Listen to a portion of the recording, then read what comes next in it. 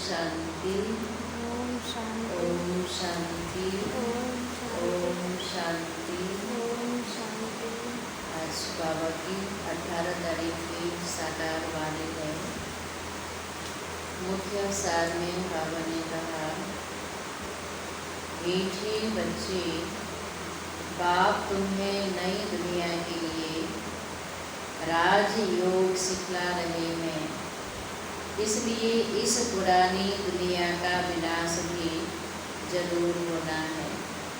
मीठे बच्चे, बाप तुम्हें नई दुनिया के लिए राजयोग सिखला रहे हैं।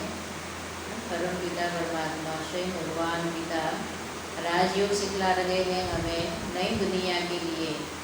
तो जब स्वयं भगवान धरती पर आकर राजयोग सिखला रहे हैं नई दुनिया की स्थापना के लिए, तो इस पुरानी दुनिया का विनाश जरूर होना है। प्रश्न है, मनुष्यों में कौन सी एक अच्छी आदत पड़ी हुई है लेकिन उससे भी प्राप्ति नहीं होती?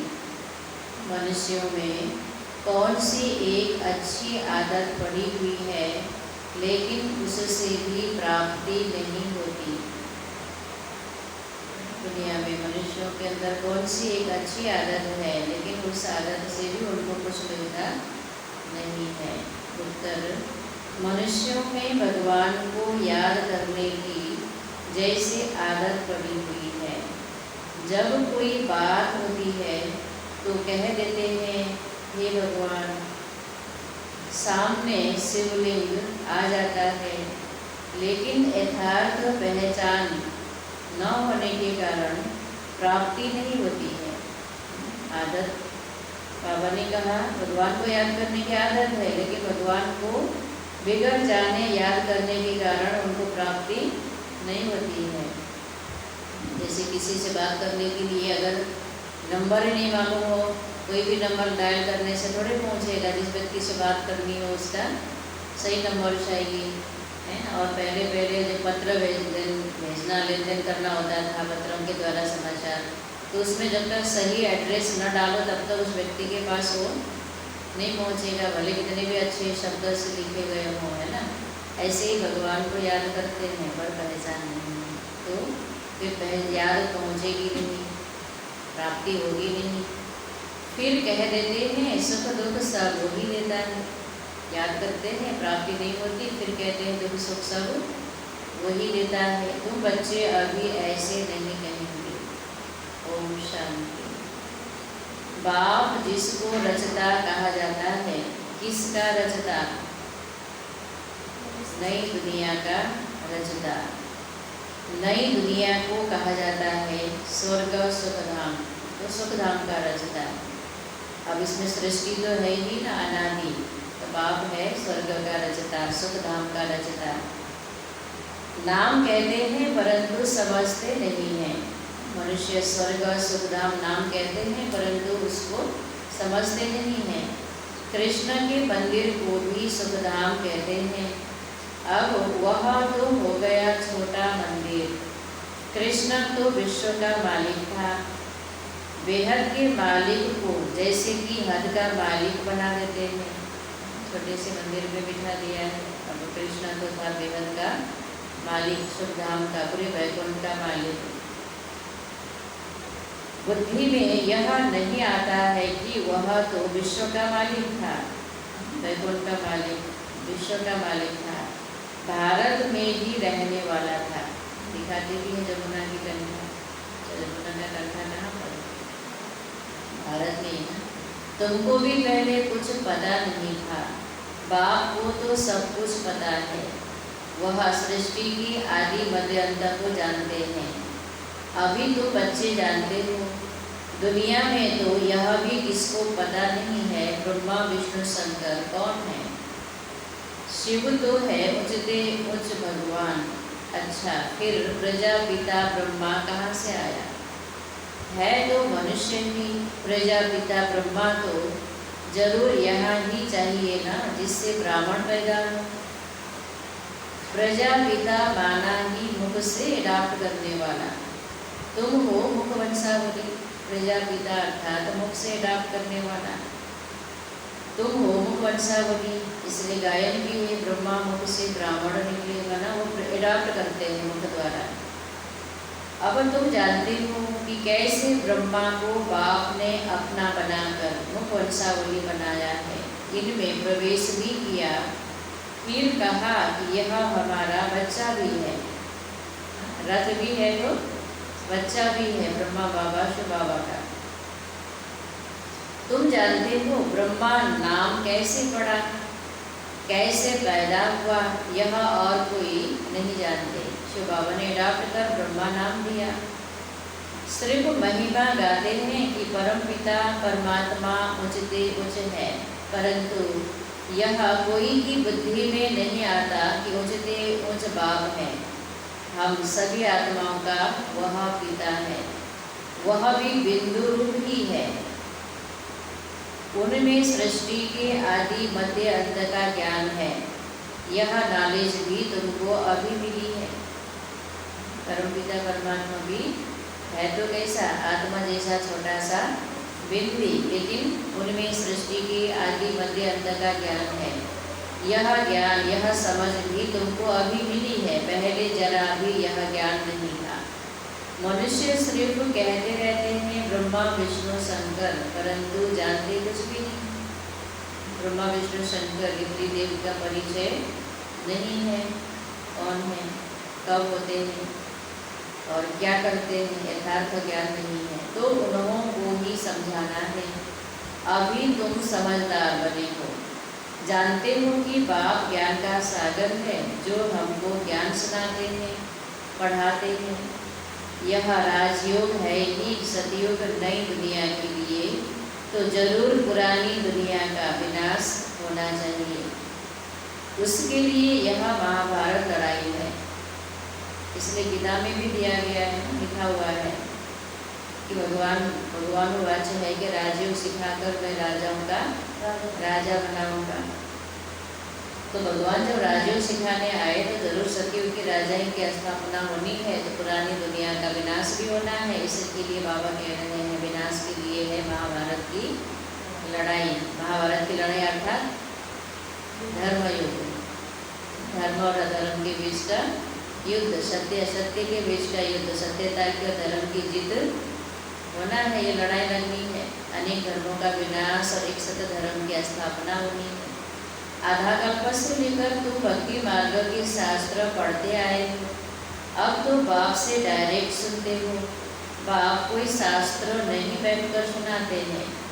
जब तप करना, शास्त्र आदि पढ़ना, ये सब भक्ति है। अब भक्तों को भक्ति का फल चाहिए, तो बाबा इसलिए जब तक या शास्त्र वगैरह नहीं सुनाते है ना। बाबा कहते भक्ति का फल मैं देता हूँ। भक्ति का फल है ज्ञान, और ज्ञान से होती है सदगति। फल चाहिए क्योंकि मेहनत करते ही हैं भगवान से मिलने के लिए, परंतु ज्ञान से है सदगति। ज्ञान और भक्ति दोनों इकट्ठे चल न सके। अभी है ही भक्ति का राज्य, सब भगत हैं। हरे के मुख से वो गॉड फादर जरूर निकलेगा। अब तुम बच्चे जानते हो कि बाप ने अपना परिचय दिया है कि मैं छोटी बिंदी हूँ। सभी पुकारते हैं परंतु जानते नहीं हैं वो कौन है, कैसा है। तो बाबा स्वयं आकर अभी अपना परिचय देते हैं, मैं छोटा बिंदी हूँ, मुझे ज्ञान का सागर कहते हैं। मुझ बिंदु में सारा ज्ञान भरा हुआ है, आत्मा में ही नॉलेज रहती है। अभी तुम बच्चे समझते हो कि उनको परम पिता परमात्मा कहा जाता है। भगवान को परम पिता परमात्मा कहा जाता है। वह है सुप्रीम सोल, अर्थात सबसे उच्चते उच्च, पतित पावन बाप ही सुप्रीम है ना। मनुष्य में भगवान कहेंगे तो शिवलिंग ही याद पड़ेगा, वह भी यथार्थ रीति से नहीं। शिवलिंग याद पड़ेगा वो भी ठीक रीति से नहीं, जैसे कि एक आदत पड़ गई है कि भगवान को याद करना है, भगवान ही सुख दुख देता है। अभी तुम बच्चे ऐसे नहीं कहेंगे। तुम जानते हो कि बाप तो सुख दाता है, सतयुग में सुखधाम था, वहाँ दुख का नाम नहीं था। कलयुग में है ही दुख, यहाँ सुख का नाम भी नहीं। अल्पकाल का सुख बाकी सब, यहाँ दुख ही दुख है। उचते उच्च भगवान, वहाँ है सर्व आत्माओं का बाप। यह किसको पता नहीं है कि आत्माओं का बाप भी है। आत्मा कहते हैं, परमात्मा कहते हैं, फिर आत्मा को ही परमात्मा कहते हैं, इसलिए किसी को मालूम नहीं कि आत्मा का भी बाप है। क्योंकि जब आत्मा परमात्मा कह दिया तो ये तो सिद्ध नहीं हुआ ना कि आत्मा परमात्मा आत्मा का बाप है, इसलिए परम पिता परमात्मा कहते हैं, ये सिद्ध नहीं होगा। एक ही कह देते हैं, कहते तो हैं परम पिता परमात्मा, है ना, फिर भी किसी को नहीं पता कि वह आत्माओं का बाप है। क्योंकि बाप अगर पता होता तो आत्मा ही परमात्मा है, ऐसा नहीं कहते। कहते भी हैं हम सब ब्रदर्स हैं, फिर भी बाबा कह रहे उनको नहीं पता है कि परमात्मा हम आत्माओं का बाप है, वो हमारा बाप है आत्मा का। तो जरूर हम सब एक बाप के बच्चे ठहरे ना। कोई फिर कहते थे कि वो तो सर्वव्यापी है, तेरे में भी है, मेरे में भी है। अरे तुम तो आत्मा हो, तुम्हारे में ईश्वर नहीं है, तुम आत्मा हो। यह तुम्हारा शरीर है, फिर तीसरी चीज कैसे हो सकती है? आत्मा और दूसरा है शरीर, तीसरा कोई इसमें नहीं है। आत्मा को परमात्मा थोड़े ही कहेंगे। जीव आत्मा कहा जाता है, जीव परमात्मा नहीं कहा जाता। फिर परमात्मा सर्वव्यापी कैसे हो सकता? जब परमात्मा होता शरीर के अंदर तो फिर हरेक को जीव परमात्मा कहा जाता। जीव आत्मा कहते हैं ना, जीव परमात्मा तो नहीं कहते हैं। फिर कहते जीव में, हर जीव में ईश्वर का वास है, ऐसा होता तो जीव परमात्मा कहना चाहिए। फिर जीव आत्मा केवल क्यों बोलते हैं? तो आत्मा और परमात्मा में अंतर बाबा समझाने के लिए बता रहे हैं ना कि परमात्मा सर्वव्यापी कैसे हो सकता है। बाप सर्वव्यापी होता तो फिर फादरहुड हो जाता, सब भाई भाई नहीं होते, सब परम पिता बना पिता पिता होते। फादर को फादर से वर्षा थोड़ी नहीं मिलेगा, बाप से तो बच्चा ही वर्षा लेता है। सब फादर कैसे हो सकते? सब आत्माएं परमात्मा कैसे हो सकते? इतनी छोटी सी बात भी कोई की समझ में नहीं आती है। तब बाप कहते हैं, बच्चे हमने आज से 5000 वर्ष पहले तुमको कितना समझदार बनाया था। तुम एवर हेल्दी वेल्दी समझदार थे, इससे जास्ती समझदार कोई हो नहीं सकता। आज कितने बड़े बड़े वैज्ञानिक भी है, फिर बाबा कहते 5000 वर्ष पहले तुम माना देवी देवता रूप में थे तो तुम बहुत समझदार थे, बहुत बुद्धिमान थे।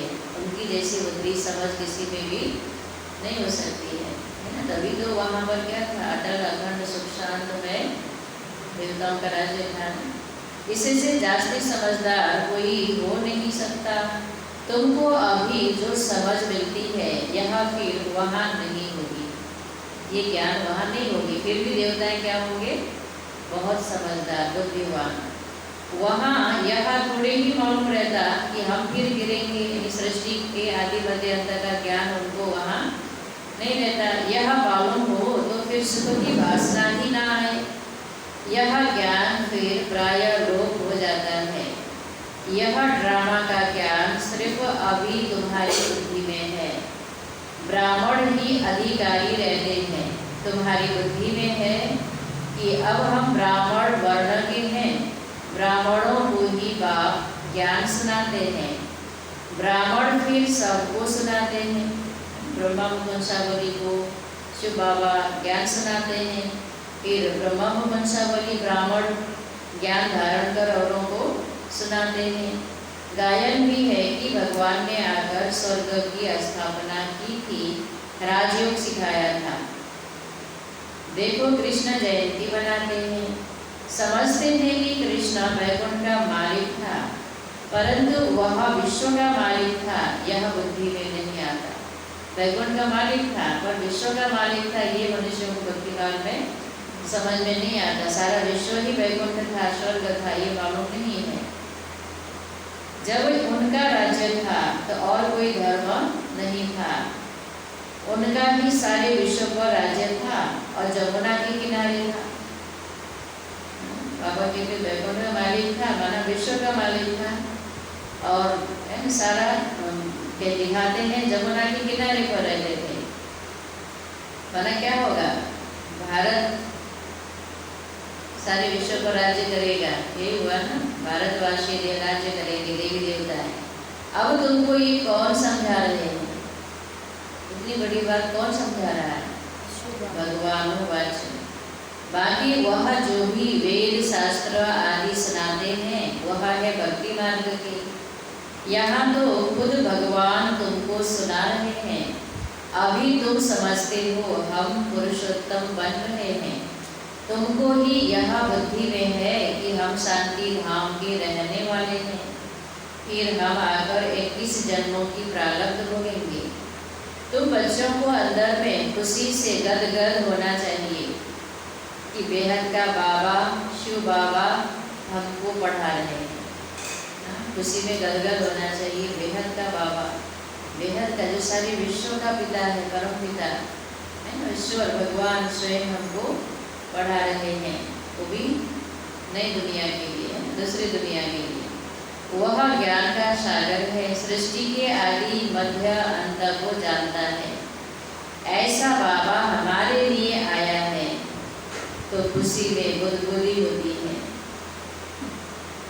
ऐसा बाबा ज्ञान का सागर, सृष्टि के आदि मध्य अंत को जानने वाला, तो ये अगर याद करो तो खुशी में क्या होगी, गुदगुदी होगी।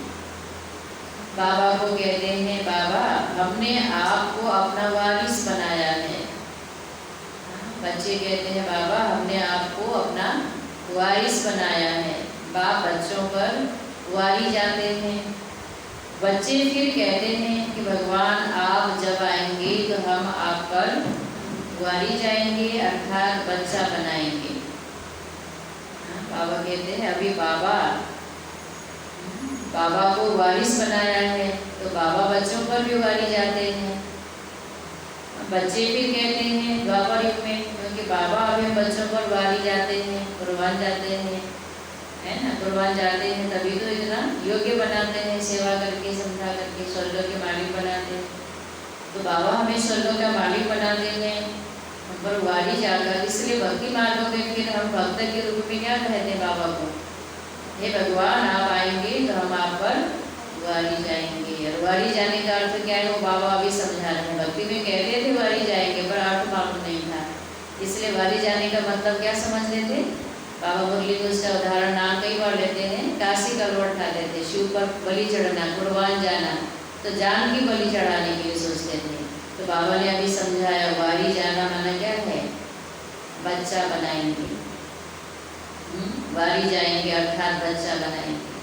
जैसे भौतिक में माँ बाप बच्चों पर क्या होते हैं, कुर्बान जाते हैं। कैसे कुर्बान जाते हैं, कुर्बान जाना क्यों कहा जाता है, सभी को अनुभव में मालूम है क्या करते हैं भौतिक में। ऐसे ही हम शिव बाबा को भी अपना बच्चा बनाते हैं, यानी वारिस बनाते हैं, है ना। भले कहीं भी रहते हैं, घर में रहते हैं, सेंटर में रहते हैं, कहते हैं बाबा सब आपका है। बाबा का समझ बाबा को अर्पित करके फिर चलाते हैं, तो बाबा को वारिस बनाना हुआ, सब बाबा को दे दिया। जैसे माँ बाप बच्चे को दे देते हैं सारा कुछ, तो ऐसे बच्चे भी बाबा को दे देते हैं, बाबा सब आपका है। यहाँ भी अपने बच्चों को ही वारिस बनाते हैं। बाबा को वारिस कैसे बनाएंगे, यह भी गुह्य बात है।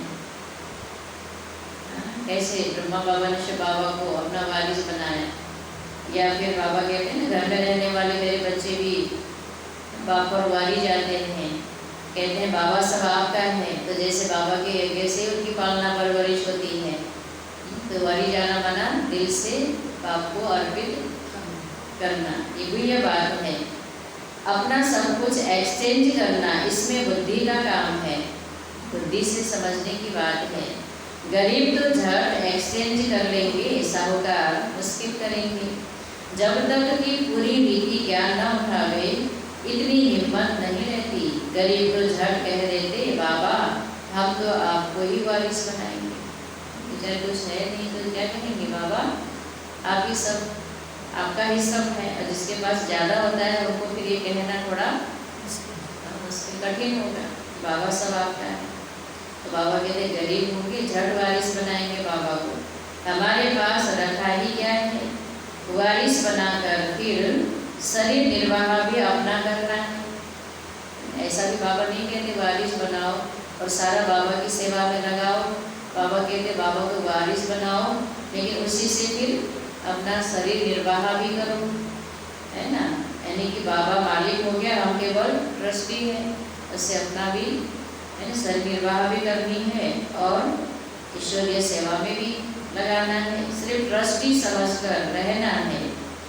युक्तियाँ बहुत बताते रहते हैं, बाबा तो सिर्फ देखते हैं कि कोई पाप कर्म में तो पैसे खराब नहीं करते हैं। मनुष्य को पुण्य आत्मा बनाने में पैसा लगाते हैं। जब कहते हैं बाबा सब आपका है, उसके बाद बाबा देखते हैं बच्चे बाप को अर्पित कर, फिर उस धन को कोई पाप के काम में तो लगाकर खराब नहीं करते। और वह जब बाबा का है तो बाप का कार्य है मनुष्य को पुण्य आत्मा बनाना, तो क्या उस कार्य प्रति वो खर्च करते हैं। सर्विस भी कायदेशीर करते हैं, यह पूरी जांच करेंगे, फिर सब राय देंगे। यह भी धंधे में ईश्वर अर्थ निकालते थे ना, यह भी अर्थात ब्रह्मा बाबा भी अपने लौकिक जो धंधा था, बिजनेस था हीरे का, उसमें से जो कमाई होती थी कुछ हिस्सा धर्माओं निकालते थे और वो धर्म कर्म दान पुण्य करते थे उससे। वह तो था इनडायरेक्ट, अभी बाप डायरेक्ट आए हैं।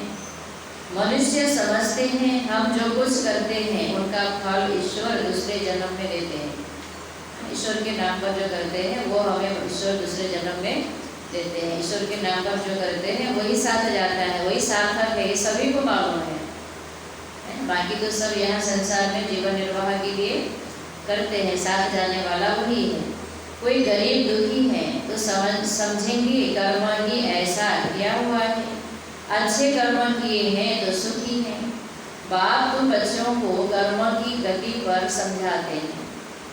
रावण राज्य में तुम्हारे सब कर्म विकर्म ही हो जाते हैं।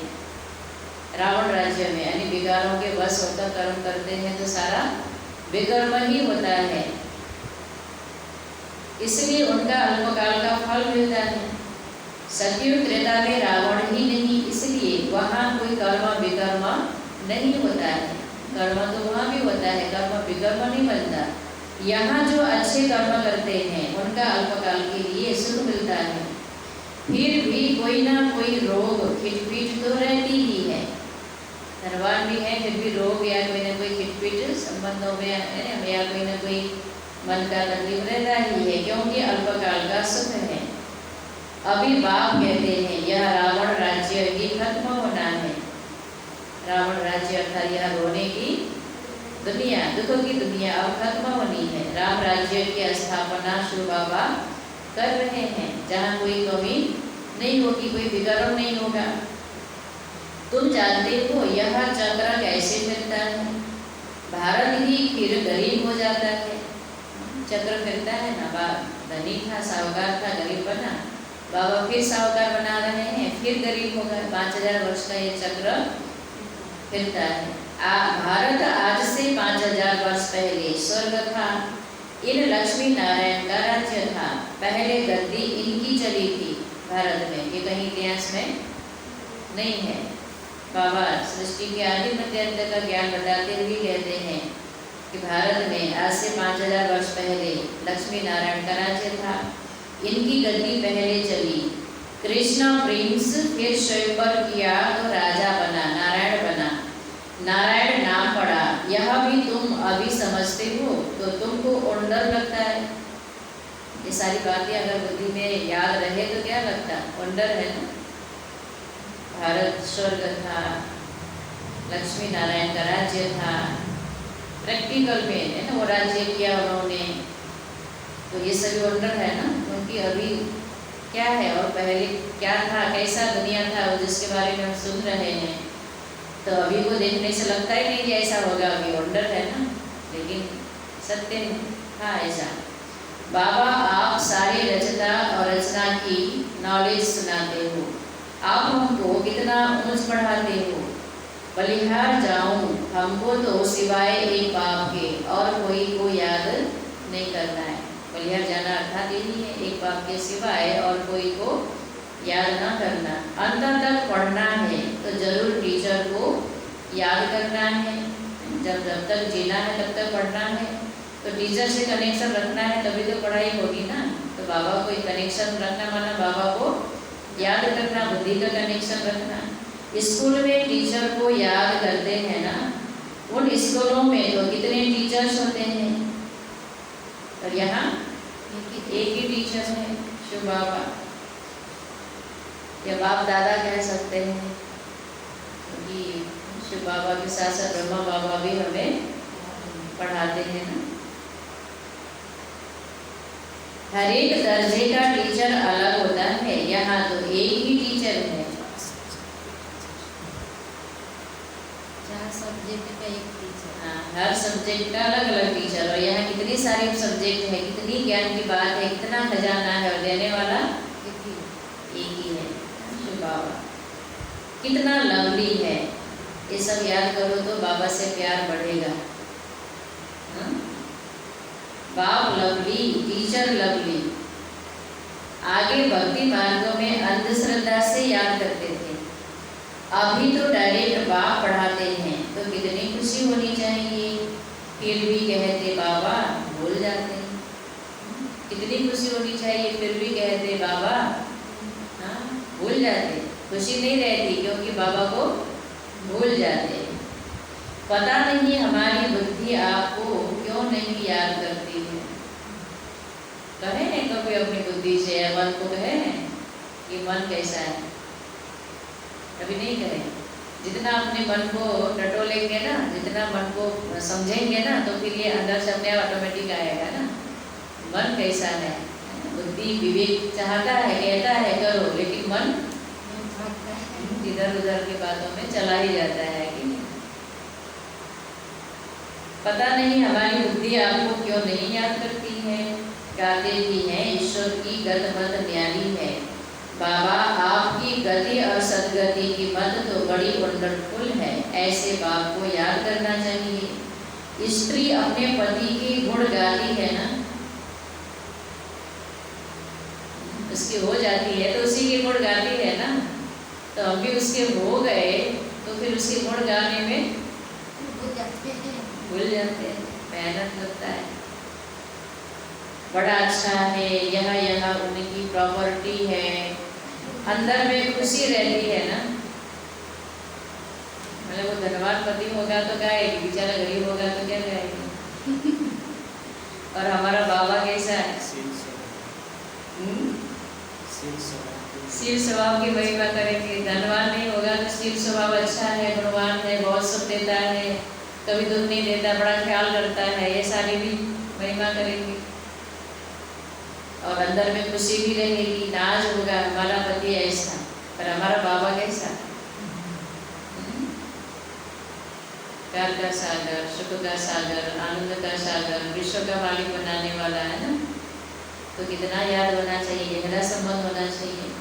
यहाँ तो पतियों का पति, बापों का बाप है, इनसे इतना हमको सुख मिलता है और सबसे तो दुख मिलता है। सारे देह के संबंध से क्या मिलता है, दुख, और सुख किससे मिलता है, एक बाबा से, अविनाशी बाप से सुख मिलता है, और सबसे दुख मिलता है। हाँ, टीचर से सुख मिलता है लौकिक में, क्योंकि टीचर को खुद अपने लिए कोई कामना नहीं होती है स्टूडेंट से। मारता भी है तो उस मार में भी होता है कि बनाना है, इसको योग्य बनाना है। वो चाहे डर से हो चाहे कैसी भी अपनी ये गंदी आदत को छोड़े, सुधारे, इसलिए मारता है, ऐसे नहीं मारता है। उसको अपने निजी स्वार्थ नहीं होता है स्टूडेंट से, बस होता है तो यही होता है कि अच्छे नंबर से पास हो, नाम रोशन करे, और उसके पीछे भी टीचर स्टूडेंट का ही भला है कि नहीं। तो बाबा इसलिए कह रहे हैं टीचर से सुख मिलता है, क्योंकि पढ़ाई से इनकम होती है, योग्य बना देता है, इनकम होती है। गुरु हमेशा किया जाता है वानप्रस्थ में। बाप भी कहते हैं मैं वानप्रस्थ में आया हूँ, यह भी वानप्रस्थ थी, मैं भी वानप्रस्थ हूँ। ब्रह्मा बाबा वानप्रस्थ की अवस्था में शिव बाबा ने प्रवेश किया 60 वर्ष की उम्र में। और पंडित ज्योतिषी ने क्या कहा था ब्रह्मा बाबा को, लौकिक में 60 साल की उम्र है, 60 तक जिएंगे, मर जाएंगे उसके बाद। लेखराज मर जाएंगे 60 साल तक। हाँ, लेखराज नाम था, लकी राज का उम्र 60 साल है। पर अब ये तो लौकिक जीवन से मरे, पर नया लौकिक जीवन की शुरुआत हुई वानप्रस्थ अवस्था में। शिव बाबा ने प्रवेश किया तो मर ही गए, सब कुछ त्याग दिया सेकेंड में। यह भी वानप्रस्थ थी, मैं भी वानप्रस्थ थी, यह सब मेरे बच्चे भी वानप्रस्थ हैं। ब्रह्मा बाबा भी वानप्रस्थ थी, शिव बाबा तो हमेशा वानप्रस्थ थी। और बाबा कह रहे सारे बच्चे भी क्या हैं, वानप्रस्थ थी। बाबा कहते हैं ना, बच्चे बूढ़े जवान शरीर से है, पर आत्मा तो सबकी सृष्टि के अंत में पाठ बजाते आकर पहुंच रही है। अब सबको खेल पूरा करके जाना है, तो वानप्रस्थ हो गए ना सारा। बाप टीचर गुरु तीनों इकट्ठे हैं, बाप टीचर भी बनते हैं, फिर गुरु बन साथ ले जाते हैं। उस एक बाप की ही महिमा है, यह बातें और कोई शास्त्र आदि में नहीं है। बाबा हर बात अच्छी रीति समझाते हैं, इनसे ऊंची नॉलेज कोई होती नहीं, न जानने की दरकार रहती है। हम सब कुछ जानकर विश्व के मालिक बन जाते हैं, और जास्ती क्या करेंगे।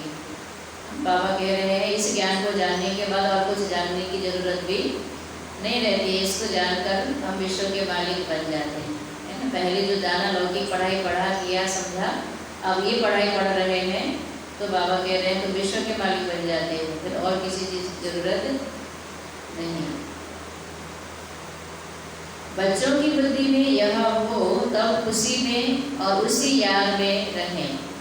ये वो बुद्धि में कि हम पढ़कर विश्व के मालिक बन रहे हैं, फिर इस दुनिया की कोई चीज़ की जरूरत वहाँ नहीं है, तो खुशी में रहें, उसी याद में मस्ती में रहें। पुण्य आत्मा बनने के लिए याद में जरूर रहना चाहिए। माया का धर्म है तुम्हारे योग को, माया का धर्म क्या है, तुम्हारे योग को तोड़ना। हाँ, माया का भी धर्म है योग तोड़ने का। योग में ही माया बिग डालती है, भूल जाते हो। और हमारा धर्म क्या है, ये बाबा की याद में रहना। माया के तूफान बहुत आते हैं, यह भी ड्रामा में नोद है। सबसे आगे तो यह है, ड्रामा में नोद है तूफान का आना, और आगे तो ये है ब्रह्मा बाबा, तो तूफान भी जास्ती आगे वाले के पास ही होते हुए जाएंगे ना, पीछे वालों के पास। हाँ, है कि नहीं। पहले तो उससे टकराएगा, उसके बाद पीछे वालों के पास पहुंचेगा। सबसे आगे तो यह है, तो इनको सब अनुभव होते हैं। मेरे पास जब आए तब तो सबको समझाऊं ना, ये सब माया के तूफान आएंगे। बाबा के पास भी आते हैं, तो उनको भी आएंगे। माया का तूफान ही ना आए, योग लगा ही रहे, तो कर्मातीत अवस्था हो जाए। तो अभी तो माया अंदर तक रहेगी, अभी तो माया का भी सीजन है ना। तो बाबा कह रहे हैं तूफान बाबा के पास भी आते हैं, क्योंकि बाबा सबसे आगे है, तो वो तूफान तो टकराएगा बाबा से भी, फिर तुम्हारे पास भी। तूफान ही ना आए, योग लगा रहे, तो तुरंत कर्मातीत अवस्था बहुत कम टाइम में हो जाए, फिर हम यहाँ रह ना सकें, कर्मातीत अवस्था हो जाएगी, तो फिर सब चले जाएंगे। शिव की बारात गाई हुई है ना, शिव बाबा आए तब हम सब आत्माएं जाएं। इसी समय का गायन है शिव की बारात का, है ना। बाबा आए और सबको ले जाते हैं। इस समय बाबा आए भी हैं और सबको ले जाते हैं। भूत प्रेत है ना, पिशाच क्या क्या जानवर सब दिखाते हैं, अर्थात कि हर प्रकार की आत्माएं हैं, हर तरह के संस्कार वाले हैं। बाबा सबको पावन बनाकर ले जाते हैं। पावन बनने के लिए 2 तरीके बाबा ने बताया, योग बल से और दूसरा भोग से, सजाओं से। महाराज की सजाएं खाकर पावन बनेंगे, तो सभी को बाबा ले जाने आए, इसलिए शिव का बारात का गायन है। शिव बाबा आते ही हैं सबको ले जाने, मुक्ति ले जाने, परम धाम ले जाने। सतयुग में इतनी आत्माएं थोड़ी ही होंगी, सब जाएंगे तो थोड़ी सी आत्माएं जो योग्य होंगी वही आत्माएं सतयुग में आएंगी। अच्छा, मीठे मीठे सिकी लगे बच्चों प्रति माता पिता बाप दादा का याद प्यार और गुड मॉर्निंग। रूहानी बाप की रूहानी बच्चों को नमस्ते। हम सब रूहानी बच्चों की तरफ से रूहानी बाप दादा को याद प्यार गुड मॉर्निंग और नमस्ते नमस्ते। धारणा के लिए मुख्य सार। पहली पॉइंट, शिव बाबा को अपना वारिस बनाकर सब कुछ एक्सचेंज कर देना है। कुछ भी अपने पास नहीं रखना है, सब बाबा को एक्सचेंज कर देना है ना। बाबा आपका है, सब कुछ आपका है और आपका भंडारे से ही हम ये शरीर निर्वाह कर रहे हैं। वारिस बनाकर शरीर निर्वाह भी करना है ना। ऐसा नहीं कि बाबा ये नहीं कहते वारिस बनाकर सब बाबा को ही लाकर यज्ञ में देना है। बाबा कहते शरीर निर्वाह भी उसी से करना है। आप है ना बाबा की जैसे कि यज्ञ से ही कर रहे हो। अगर बाबा को अर्पित कर बुद्धि से, बाबा ने कहा ना सारा बुद्धि का काम है, बुद्धि से समझते हैं बाबा सब आपका है, अर्पित कर दिया बुद्धि से है ना। फिर उसी से हम खर्चा भले करते अपने लिए, फिर भी हो गया हुआ बाबा के जैसा यज्ञ से हमारी परवरिश हो रही है। ट्रस्टी समझकर रहना है। पैसे कोई भी पाप कर्मों में नहीं लगाने। बाप को अर्पित कर दिया, अब उस पैसे वो बाप का हो गया, इसलिए कोई पाप के काम में पैसा नहीं खर्च करना है। दूसरी पॉइंट, अंदर खुशी में गुदगुदी होती रहे कि स्वयं ज्ञान का सागर बाबा हमको पढ़ा रहे हैं। पुण्य आत्मा बनने के लिए याद में रहना है। माया के तूफानों से डरना नहीं है। तूफान आएंगे लेकिन डरना नहीं है ना। बाबा ने कहा ना तूफान आया फ्रंट में तो ब्रह्मा बाबा रहा, तो बाबा को सब अनुभव है क्या होता है ना। योग के समय क्या होता है, पुरुषार्थ में क्या होता है, कैसे संकल्प विकल्प आते हैं, सब बाबा को पता है। तभी फिर बाबा समझाते हैं। अपनी याद की अवस्था का भी बाबा बताते थे ना। मुरली में आता है ना, शाखा मुरली में बाबा को याद करके भोजन शुरू करता हूँ, फिर कुछ समय के बाद बाबा की याद भूल जाती है। बाबा ने प्रैक्टिकल अपने याद का अनुभव बताया, कैसे याद भूल जाती है बताया। तो बाबा को सब अनुभव है। तूफान बाबा के पास भी आए, पर बाबा कितना क्या था, महावीर। कितने भी तूफान आए परंतु सब तूफान को क्रश करके बाबा संपूर्ण संपन्न बने कितने थोड़े से समय में। तो हमें बाबा को देखते हुए क्या करना है, डरना नहीं है। तूफान आए तो उसकी परवाह नहीं करनी है, भले तूफान आए है ना। याद में रहने का पुरुषार्थ हमें करते रहना है। बाबा का वरदान आज का, रूहानियत की स्थिति द्वारा व्यर्थ बातों का स्टॉक खत्म करने वाले खुशी के खजाने से संपन्न भव। रूहानियत की स्थिति द्वारा व्यर्थ बातों का स्टॉक खत्म करने वाले खुशी के खजाने से संपन्न भव। स्पष्टीकरण, रूहानियत की स्थिति द्वारा व्यर्थ बातों के स्टॉक को समाप्त करो। अगर कोई भी व्यर्थ बात मन में चल रहा है, मन को डिस्टर्ब कर रहा है, अगर हम उस रूहानियत की स्थिति में रहेंगे है ना, और उस स्थिति में जाने का पुरुषार्थ करेंगे, तो सारे व्यर्थ बात का स्टॉक क्या हो जाएगा, खत्म, खाली है ना। मन शांत उड़ जाएगा है ना। अगर रूहानियत की स्थिति में रहे, बाबा से कनेक्ट हुए, तो बात सारा खत्म हो जाएगा। जैसे कोई बाबा साकार मुरली में कहते कई बार बाबा है, याद बाबा की याद है, ब्लॉटिंग पेपर जैसे सूखता है, कहीं से आई गिर जाए सूखता रहने से सूख जाता है, खत्म हो जाता है ना। ऐसे ही बाबा की याद रूहानी स्थिति से बाबा से कनेक्ट हो जाएंगे, तो उसी समय बात क्या हो जाएगी, उड़ जाएगा, खत्म है नहीं। जैसे सोख लिया बाबा ने या उड़ गया, धूप में रखने से बाप बन के उड़ गया, वैसे बाबा को याद करने से रूहानियत में रहने से क्या हो जाएगा, बात उड़ जाएगा है ना। बाबा ने कहा व्यर्थ बातों का स्टॉक समाप्त करो, नहीं तो एक दो के अवगुणों का वर्णन करते। व्यर्थ क्या है, एक दूसरे का अवगुण का वर्णन करना। तो बाबा कह रहे हैं अवगुणों का वर्णन करते बीमारी की जलन वायुमंडल में फैलाते रहेंगे। हमने उनसे गुण किसी का कहा, फिर उनके अंदर वही चिंतन चला, फिर गुलजार डाली गया कि इसमें उसका आपने उसको अपना समझ के कहा, उसका कोई दूसरा अपना है वो उससे कहेगा, उसका तीसरा अपना है वो उससे कहेगा, तो वातावरण क्या बन गया? व्यर्थ का बन गया कि नहीं बना? सबके अंदर क्या चला? उसके अवगुणों का चिंतन। तो ये व्यर्थ का चिंतन, व्यर्थ का वातावरण बनता है। इसलिए बाबा ने कहा है वातावरण में नहीं फैलाना है, बताना ही है। आप समा नहीं सकते हो, बताना ही है तो किसको बताओ? निमित्त को बताओ जो उस बात का समाधान कर सके। फैलाने वाली बातें करने से कोई फायदा नहीं है, कोई रिजल्ट आएगा उससे? केवल वातावरण बनेगा, केवल व्यर्थ का चिंतन सबका चलेगा, है ना। तो वायुमंडल में फैलाने जाएंगे, इससे वातावरण पावरफुल नहीं बनेगा। आपके पास अनेक भावों से अनेक आत्माएं आएंगी, लेकिन आपकी तरफ से शुभ भावना की बातें ही ले जाएं। यह तब होगा जब स्वयं के पास खुशी की बातों का स्टॉक जमा होगा।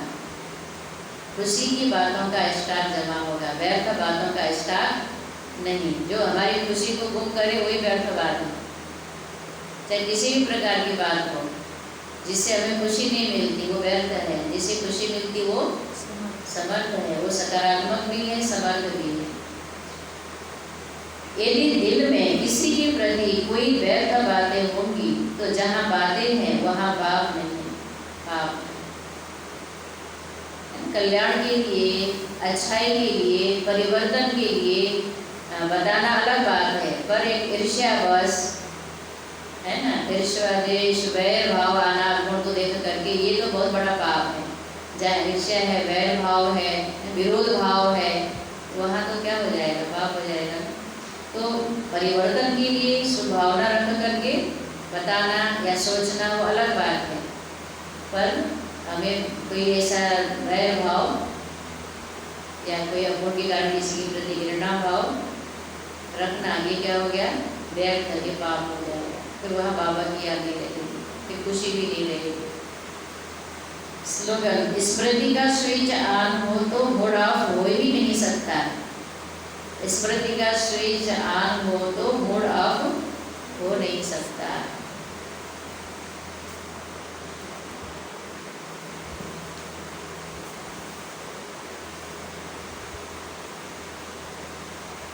गुंज दादी सुना रही मम्मा की विशेषता। मम्मा को बाबा की हर बात पर इतना निश्चय रहता था कि बाबा की बातों पर किसी यज्ञ वंश की टीका टिप्पणी सुन ही नहीं सकते थे। हर एक की बुद्धि अलग अलग होती थी, है ना। जैसे मम्मा तो बाबा की हर बात को हाजी करके चलती थी, लेकिन कोई है ना अपनी बुद्धि के कारण उस पर टीका टिप्पणी भी करने वाले होंगे, तो मम्मा वो सुनना पसंद सुन ही नहीं सकती, क्योंकि मम्मा ने भी अच्छी तरह बाबा को पहचाना, समझा भी। बाबा के महावाक्यों पर बेहद प्यार और विश्वास था। एक बार मैंने कहा, मम्मा से कहा, मम्मा देखो बाबा ने आज इस पॉइंट को बदल दिया। पहले कहता था मैं ज्योतिर्लिंगम हूँ, अभी कहता है कि मैं ज्योतिर्बिंदु हूँ। यह क्या बात है? तब मम्मा तबाक से बोली, जब बाबा ने ज्योतिर्लिंगम अथवा ज्योति स्वरूप बताया था तो तुमको साइज माप कर बताया था कि कितना है। यह बात बिल्कुल मम्मा नहीं सुन सकती थी कि बाबा ने पॉइंट बदल दी, क्योंकि मम्मा समझती थी उस बात के अर्थ को, दूसरे नहीं समझने से फिर उसमें टीका करते थे, है ना, प्रश्न करते थे क्लियर करने के लिए भी। लेकिन मम्मा को क्लियर था, तो ज्ञान की देवी सरस्वती थी ना, क्लियर होता था। तो फिर जो जैसा होता मम्मा उसी प्रकार समझा के उसको संतुष्ट कर देती थी। यह बात बिल्कुल मम्मा नहीं सुन सकती थी कि बाबा ने पॉइंट बदल दी। हमें कहा करती थी, उस समय तो छोटे थे, बिंदु क्या है नहीं समझ सकते थे, कुछ तो समझ में आए, इसलिए बाबा अपना रूप ज्योतिर्लिंगम अथवा ज्योति स्वरूप बताते थे शुरू में, जो बड़े ज्योतिर्लिंग शिवलिंग के रूप में याद करते थे, और उसको इकट्ठा कह देंगे तो सूक्ष्म है, अति सूक्ष्म बिंदु दिखाई भी नहीं देता, तो क्या समझेंगे। इसलिए बाबा ने बताया कि मैं ज्योतिर्लिंगम हूँ या ज्योति स्वरूप हूँ। फिर बाद में कहा मैं तो छोटा सा बिंदु हूँ। जैसे बच्चों को पहले पढ़ाते हैं क माना कबूतर, तो क्या क माना केवल कबूतर थोड़ी होता है, क से तो कितने सारे शब्द है ना। कि ऐसे ही बाबा ने भी शुरू में हमारी सभी की ज्ञान में बचपने की अवस्था थी, उसी हिसाब से बाबा ने समझाया। जब थोड़ा सा मैच्योर हुई, समझने वाली हुई, बुद्धि परिपक्व हुई, तो बाबा और ज्ञान की गुह्यता में ले जाने लगे और गुह्य बातें समझाने लगे। तो मम्मा उस हर बात को, बाबा की हर गतिविधि को समझती थी। तो आज बाबा ने तुमको अपना ओरिजिनल मूल स्वरूप ज्योतिर्बिंदु बता दिया। बाबा का असली रूप ज्योतिर्बिंदु है, गुणों का वही सिंधु है। कराची की बात है, मैं दादा विश्व किशोर और दादा विश्व रतन आदि मिलकर चित्र बनाते थे। एक दिन में ज़्यादा से ज़्यादा 2-4 चित्र बना सकते थे। ये जो चित्र है ना, कल्प वृक्ष, सृष्टि चक्र, ऐसे मुख्य मुख्य सीढ़ी, ये सारे चित्र है ना जो शुरू में बने, मेन चित्र। एक दिन बाबा ने कहा, मम्मा प्रिंसेस एलिजाबेथ का बर्थडे है, मैं चाहता हूँ कि उस दिन उसकी फैमिली के 108 लोगों को ये चित्र जाए। बाबा ने कहा, तो बाबा कितना ऊंचा संकल्प। लौकिक में भी बाबा का संबंध ऐसे बड़े बड़े लोगों से था, देश विदेश के। तो बाबा का संदेश देने के लिए बाबा ने उनको याद किया, एलिजाबेथ के फैमिली के, प्रिंस एलिजाबेथ विलायत की राजकुमारी। तो यह हो सकता है, मम्मा ने कहा। मम्मा ने क्या कहा होगा अपने स्वभाव के अनुसार? जी बाबा। दूसरा कोई होता तो क्या कहता? 108 चित्र। बाबा ऐसा थोड़ी कि बहुत पहले से, बाबा तो तुरंत ऑर्डर कर देते ना, अभी थोड़ा कल है, परसों है, अभी बना के लाओ। जी बाबा। हमारे पास आकर मम्मा ने कहा, देखो मैंने तो बाबा को हाँ कह दिया है 15 दिन में 108 चित्र बनाने। और बनाने वाले भी जो भाई लोग का नाम विश्व किशोर दादा, विश्व रतन दादा, कुंज दादी, कोई आर्टिस्ट थोड़े थे, तो उनके लिए इतना आसान बात तो नहीं न था कि 15 दिन में 108 चित्र बनाना। तब हमने कहा, मम्मा एक दिन में मुश्किल से 2-3 चित्र ही बनते हैं, 15 दिन में 108 चित्र कैसे बन सकते हैं, आप ही बताओ। मम्मा कहती थी, हमें कौन बोल रहा है? कौन बोल रहा है? सर्वशक्तिवान अथॉरिटी, बाप जानी जानाधार बोल रहा है, तो होना ही है ना। बच्चे कर सकते हैं, बाबा तो बच्चों की हर बात को भी समझते थे ना। बाबा हमें कहे चंद्रमा को उतार कर यहाँ लगाओ, तो भी हमें चंद्रमा को उतार कर यहाँ लगाना चाहिए। मम्मा के अंदर का कितना उमंग, बाबा में कितना निश्चय और स्वभाव में कितना हाँ जी आज्ञाकारी है ना। बाबा के मुख से यह वाक्य निकला है तो कैसे नहीं होगा। सच में मम्मा एकदम शक्ति रूपा बनकर पूरे विश्वास से बोलती थी। सचमुच वह काम 2 दिन पहले ही पूरा हो जाता था, इतनी शक्ति और दृढ़ विश्वास था मम्मा में। मम्मा गुणों और शक्तियों की भंडार थी, उनका वर्णन करना किसी से भी साध्य नहीं है। मम्मा का शुरू से ही अव्यक्त और फरिश्ता रूप था। हमारा पुरुषार्थ का प्रोग्राम प्रमाण होता था, परंतु हमारा पुरुषार्थ प्रोग्राम के अनुसार होता है। कोई भट्टियाँ हैं, कुछ ऐसा है, तो हम उसी अनुसार विशेष योग में अटेंशन देते हैं, अपने मनसा पर भी ध्यान देते हैं, दिनचर्या पर ध्यान देते हैं, बाकी टाइम थोड़ा ढीला ढाला चलते हैं, है ना। लेकिन मम्मा का ऐसा नहीं था, परंतु मम्मा का पुरुषार्थ नेचुरल था, स्वाभाविक था, सहज रीति का था। और हम सबको थोड़ा क्या होता है, निरंतर करने में थोड़ा मेहनत समझ महसूस होता है। मम्मा का क्या था, वो वही रूप था उनका, सहज रीति का था, इसलिए उन्होंने सहज रूप से संपूर्णता को प्राप्त किया।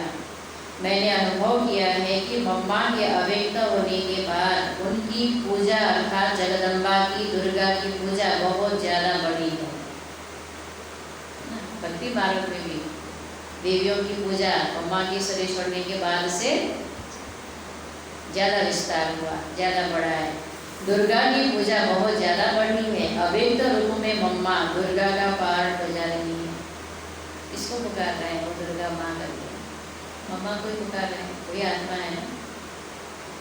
इसके कारण दुर्गा की पूजा और अर्चना बहुत बहुत हो रही है।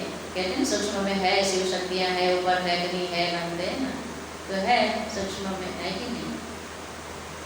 कलकत्ते में तो देखने वाला दृश्य होता है कि दुर्गा पूजा क्या होती है। हमें तो महसूस होता है कि जब मम्मा साकार में थी तब ज्ञान ज्ञानेश्वरी बन ज्ञान की गंगा बहाई और अव्यक्त होने के बाद दुर्गा का पूरा पूरा पार बजाकर भक्तों को गुण और शक्तियों का वरदान दे रही है।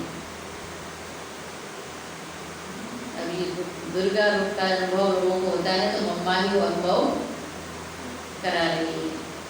मम्मा की जितना भी महिमा करें फिर भी कम है। शिव बाबा ने ज्ञान का भंडार देकर हमको ज्ञान से माला माल कर दिया, लेकिन मम्मा ने तो प्रैक्टिकल में जीवन की रीति और नीति सिखाकर हमें महान बना दिया।